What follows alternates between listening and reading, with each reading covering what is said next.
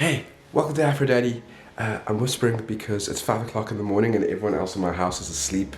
And you're probably asking now, well, why are you awake and wearing a tie? I have to catch a flight to Joburg because I am emceeing the State of the World's Fathers report launch in Pretoria in like a few hours' time. And that's a lot to understand and a lot to get through, but don't worry, I'll explain. But first, I have to get to the airport. Okay, cool. I got to the airport with time to spare, which is very strange for me. So the thing with the State of the Fathers report is that we need to do more research into what's going on with dads, and this report does that. Why do dads behave the way they do? What are they struggling with? And what can we do to make life easier for dads so that they can be more engaged? That's what I'm going to go to Joburg to talk about. Finally arrived in Joburg.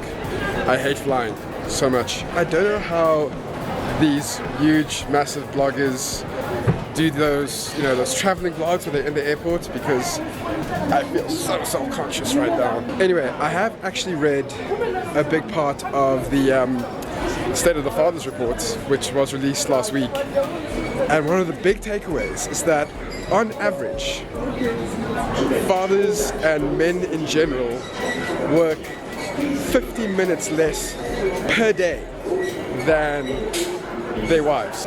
So in a household, if you take the paid and unpaid work that men and women do and you add it together, on average, around the world, men work 50 minutes less. In some parts of the world, it's 10 times as much.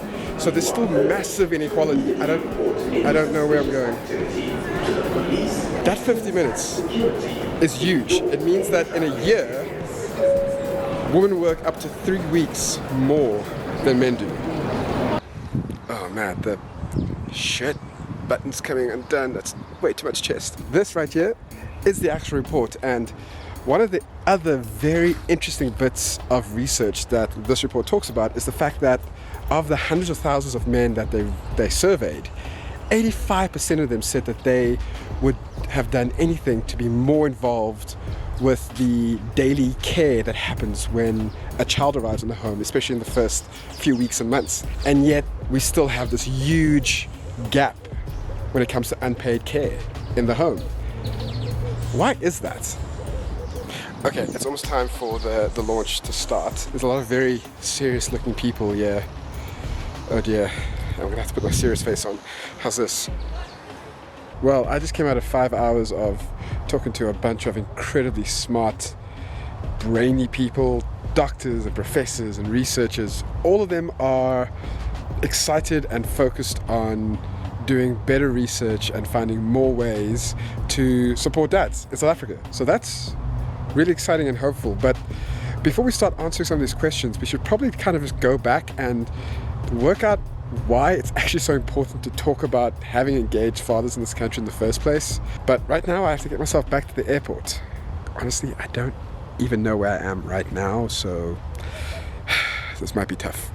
Thank goodness for Google Maps. Okay, made it to the airport, and already had a bite to eat because I'm only going to get home quite late because it's end of a long day. So what was I talking about? So here's the thing. When a man is a properly engaged father, it affects everyone. For women, it means that they are more likely to be able to get better jobs. They're more likely to have better maternal health. They're happier and they have more free time. For the kids, there's an abundance of good things that happen. For the boys, they get a better awareness of what it means to be a man, a modern man. For the girls, they're less likely to succumb to teenage pregnancy. Both kids are less likely to become victims of alcohol or drug addiction, and they grow up with more self-confidence. They're more likely to be highly educated and to get better jobs themselves. Lastly, and for me, most importantly, it's good for the dads.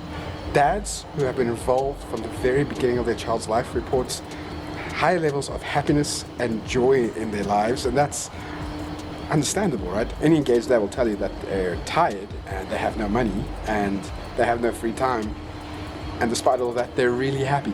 So if so many men want to be present and active dads from day one, and there are so many good reasons for them to do so, what's stopping them? Like most things in life, the answer is complicated, but a lot of it has to do with peer pressure, how they feel they'll be viewed by other men, and other socioeconomic factors, like the fact that men still earn more than women, so there's a lot more pressure on them to work longer hours, and therefore they feel like they can... Your attention, please. That's not me. Luckily. This is a gate change announcement to all passengers indicated. Obviously this... South African Airways Flight 35, thank you. Okay. So obviously all of this is backed up by really good research that you can find in the report itself. I'll put the link to the State of the Fathers report in the description below. But another thing the report does is give suggestions on how we can help dads be more engaged, especially from day one.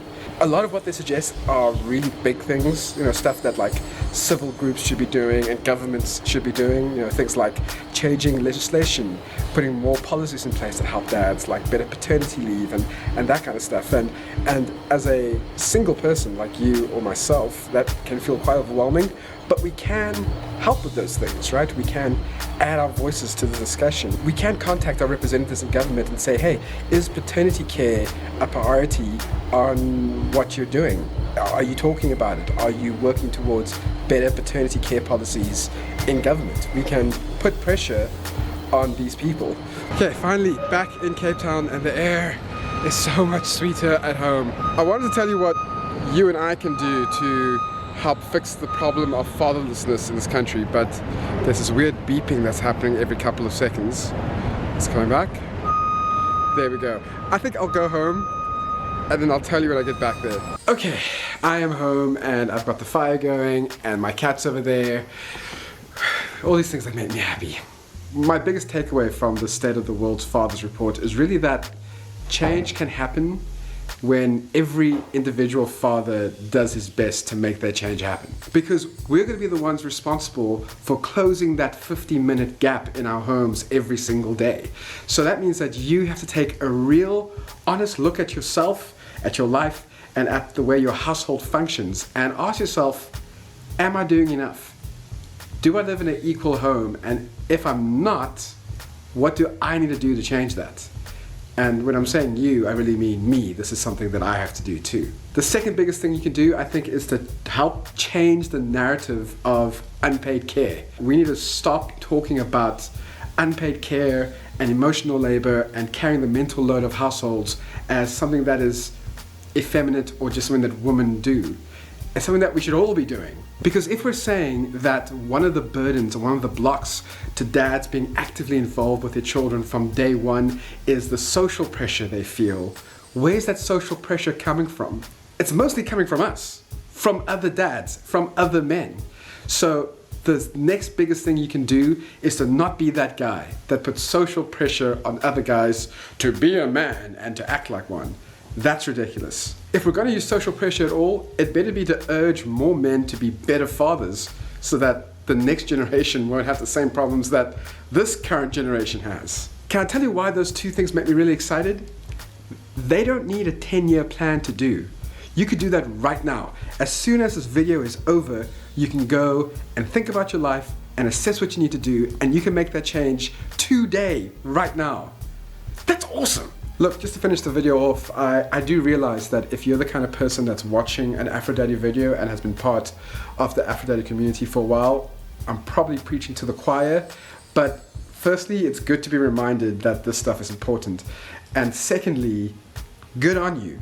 Keep doing what you're doing and do what you can to help other men to get up to your standard, which really should be the baseline standard.